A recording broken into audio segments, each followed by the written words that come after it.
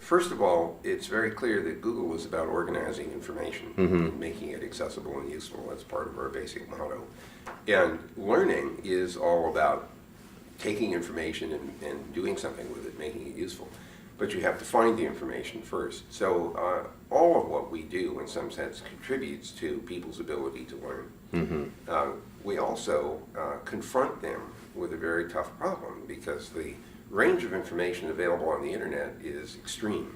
It comes from all kinds of sources, some of them not very accurate, some of them deliberately misleading, some of them spectacularly and carefully vetted. So the problem for a learner in our world is figuring out which information they should pay attention to. And we try very hard to rank order things so that we believe we're producing relevant information, but it may not necessarily be accurate. So now we have a problem of critical thinking. How do I evaluate what I'm seeing? That's probably the most important skill that we can impart to any child. It's something that will serve you well throughout your entire life, is to think critically about the information you're getting to evaluate it.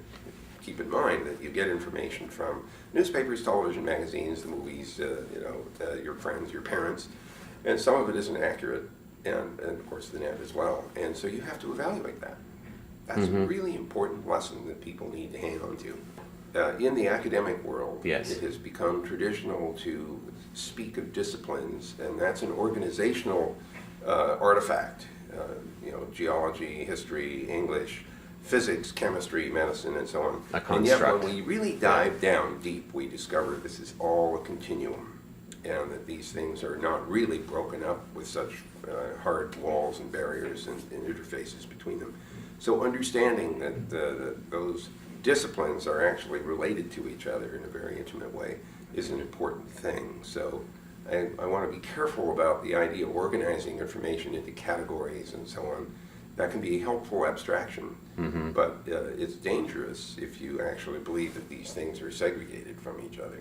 The belief that we need to cram facts into kids' heads and that is the sum total of learning is part of a mistake, in my view, and that's our testing of kids, if it tends to be related primarily to factual regurgitation, can't be quite right either. Knowledge is taking information and applying it. It is problem solving. And in some sense, just imagine the course of your day, any day, just an ordinary day. You have decisions to make. You have problems to solve. They may be small problems, but figuring out what should I do in what order today, what things are most important, what things are least important. Those are all problem-solving activities. Taking information that you have and applying them to problems is what I consider to be a form of knowledge. And this does not necessarily mean having factual information. It means knowing how to process the information. Facts help too. It's really great if you know the multiplication tables if you want to do arithmetic quickly. I'm not arguing against that at all.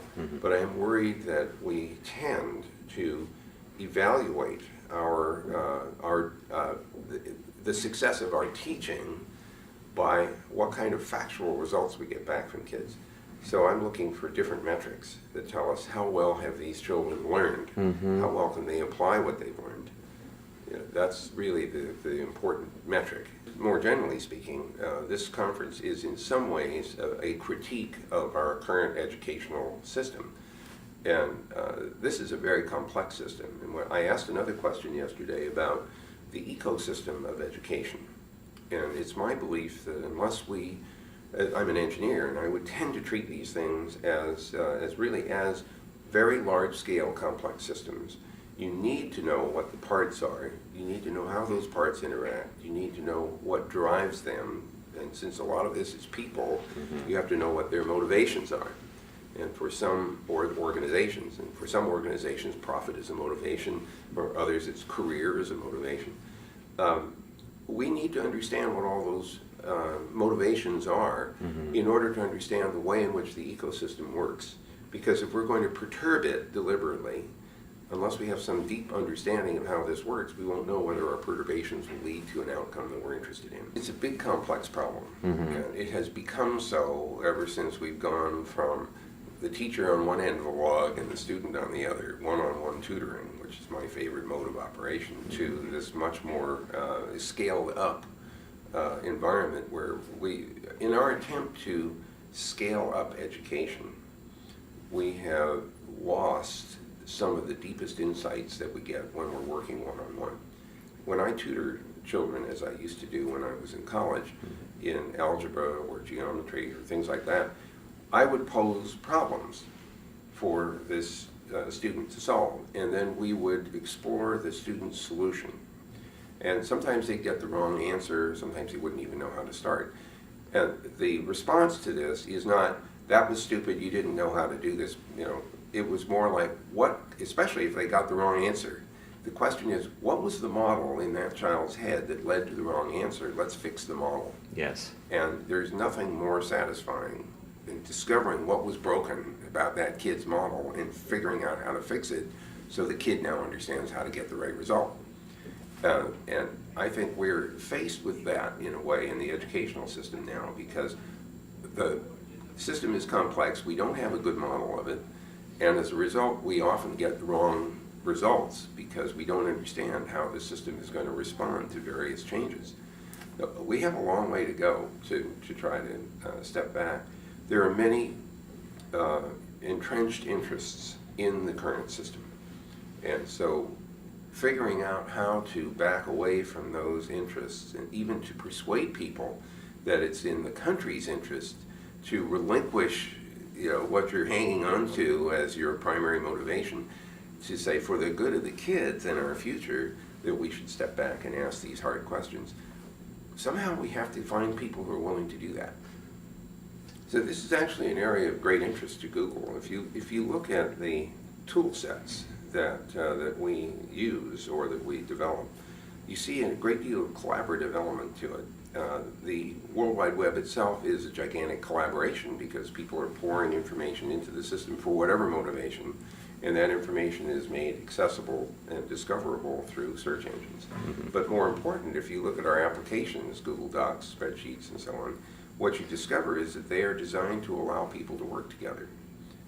When you see multiplayer games, that is a collaboration, and you could imagine taking the gaming idea and transforming it over into a virtual learning experience. When people do homework together, they are learning together, they are exploring together, they're trying ideas out, they're correcting each other's mistakes.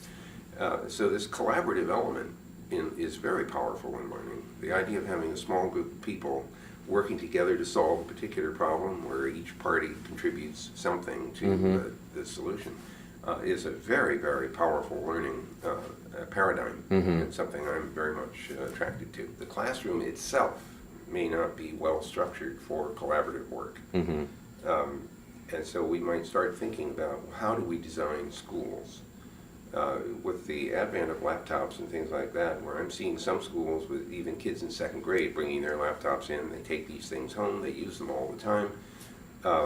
The school has to figure out, well, how do I supply power to the laptop, or where do I recharge them? How can I provide access to the internet within the classroom, Wi-Fi being an obvious example. But there are a bunch of design questions about classroom structure and physical school structure. Just like libraries, I mean, as we move from the physical book to the virtual book, what does a library look like? You know, how much power does it have to have per square foot to maintain whatever is needed? We have to find other ways of applying the technology that has a scaled up character to it. The bad thing about the educational system today is that it scales up by doing a lecturing client-server thing. The kids are the clients, the teacher is the server, and that's the end of the story. I much prefer what we call peer-to-peer applications, where the kids are working directly with each other, and the teacher is becoming a guide, the person to whom you go to for advice. It's like the librarian. You go to the librarian because you're trying to get help finding something. After you find the something that you're looking for, the librarian's out of the loop because you've got what you're looking for and you're using it. So I mean, there are a whole bunch of alternative styles here that need to be explored and investigated. And although I'm not in this profession, I'm sure there are things, Montessori being an example. Perfect, yeah. There are schools of thought that are being explored. The problem is, how do we inject them into the general educational system in the United States? How do we persuade people and boards of education that doing it differently from what you did as a kid is actually better? that's hard. I love the fact that you guys are focused on learning and not teaching. I think we've overdone the teaching bit. Time to pay attention to how people learn.